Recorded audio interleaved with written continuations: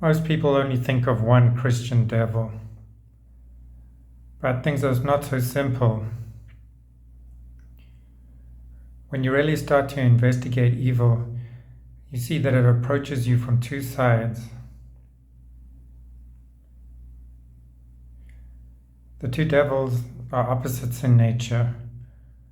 One tries to imprison you in the earthly, the other tries to pull you away from the earth.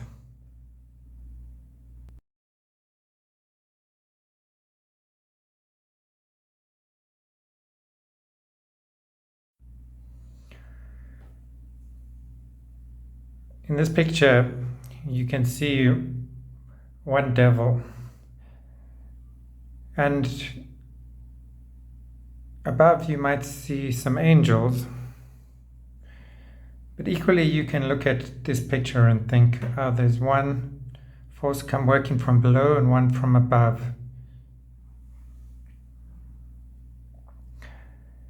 The one devil we may call Satan, he works from below. And the one that works from above into our soul is called Lucifer.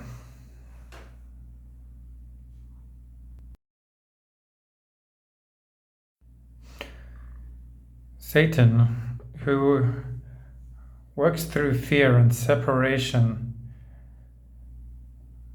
wants to cast an illusion over us that the physical world we experience has nothing to do with the spiritual world.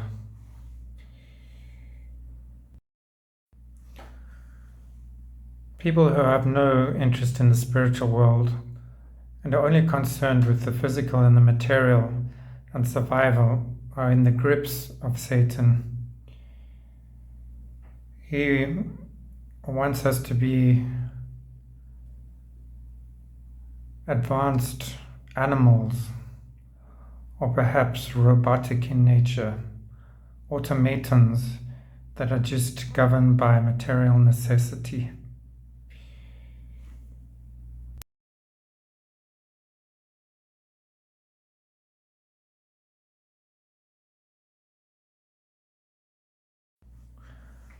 Where Satan is the spirit of darkness, Lucifer is the spirit of light. He doesn't wish to imprison us in the materialistic world, to be like a machine, working day in and day out to make money, to make our material lives better. He wants us to escape, to be free, but to be free in a selfish sense. Lucifer inspires egotism in people.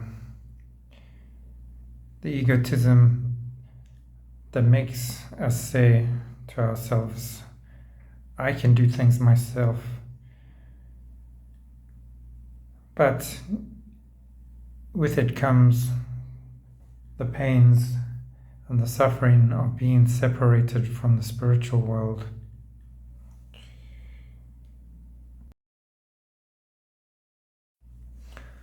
We encountered Lucifer in the Garden of Eden, where he approaches Adam and Eve and gives them an apple from the tree of the knowledge of good and evil. Once they have eaten from the tree of the knowledge of good and evil, they can also be good or evil. This is the beginning of a certain freedom within people. To understand good and evil, one must have a certain freedom from the spiritual world. This, however, occurred too early in humankind's development.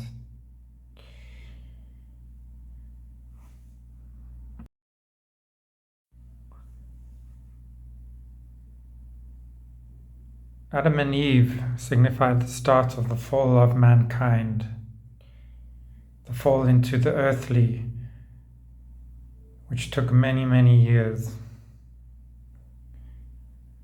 Once the fall had taken us so far from the heavenly, Something had to occur to save mankind. A Redeemer was needed. The Redeemer to save mankind would be the Christ.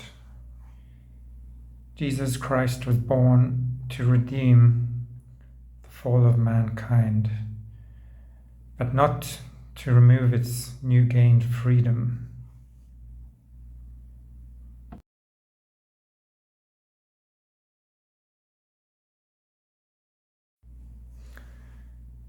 Jesus Christ had to suffer the same temptations as humankind did.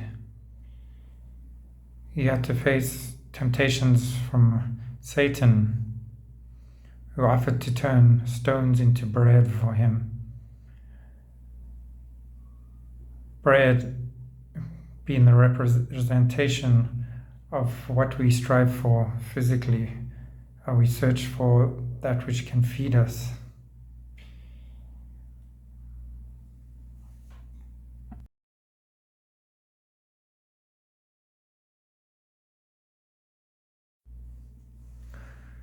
Lucifer offered him dominion over people, control and power,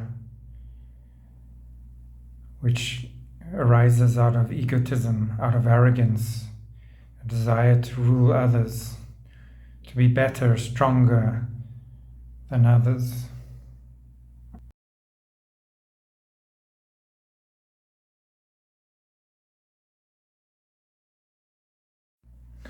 Whereas Lucifer seeks to generalize everything and unite things, Satan wishes to separate everything and fragment it.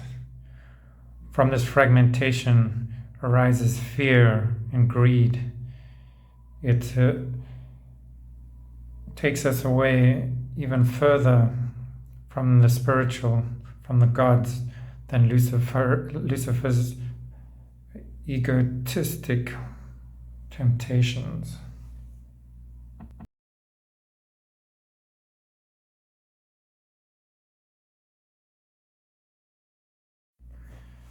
If we watch the TV show Lucifer, we may gain a slight understanding of his nature. He is arrogant. He enjoys art and escaping from material drudgery and survival.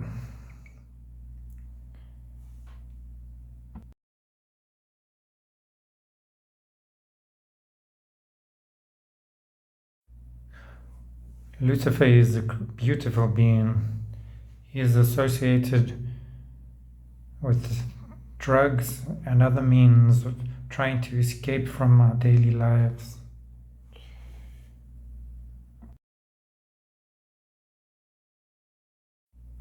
We should not confuse Lucifer with Satan.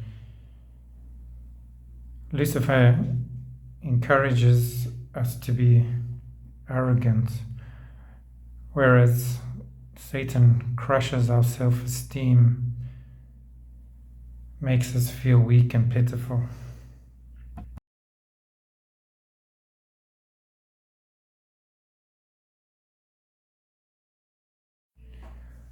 Lucifer, wishing to pull us away from earthly life, does not help our understanding of things. Without the world to give us a framework to determine our knowledge, we can be lost in illusion.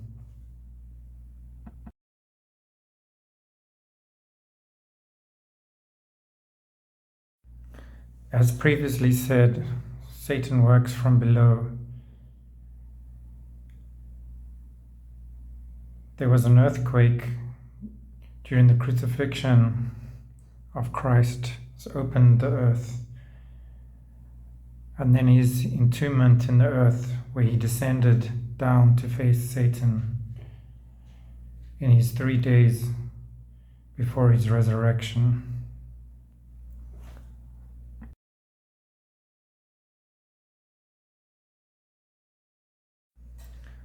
Satan works from the ground, and you can see his workings in earthquakes and volcanoes where his forces may erupt to destroy the world.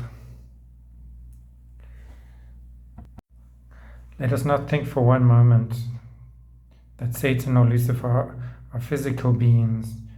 They are spiritual beings that work from certain areas from within the physical.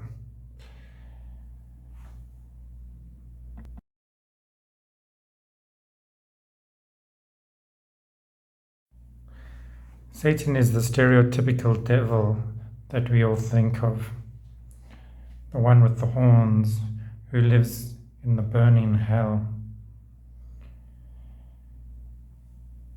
There is a great confusion between him and Lucifer.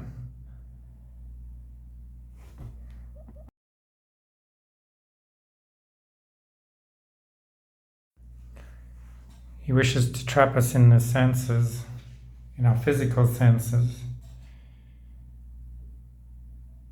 and to create a lie that all there is what we can experience materially.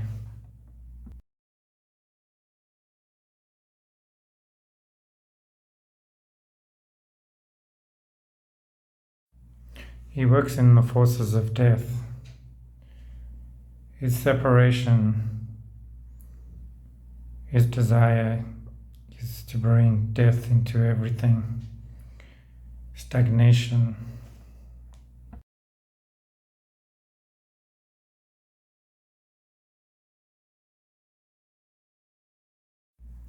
Lucifer first separates us from God through our arrogance and our desire to be free. But after that, Satan takes us even further and entraps us in the sense world.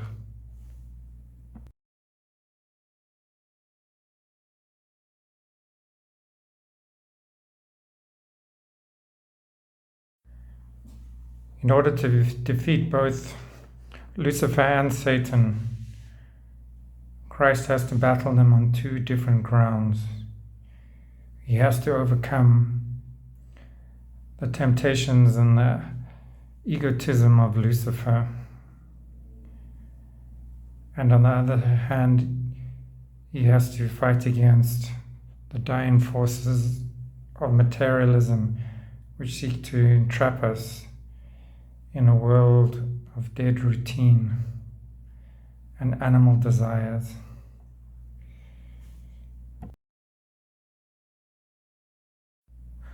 So Christ must battle against Lucifer and his egotism by instilling love in us, but also not taking our freedom from us. He wishes us to be free and to love.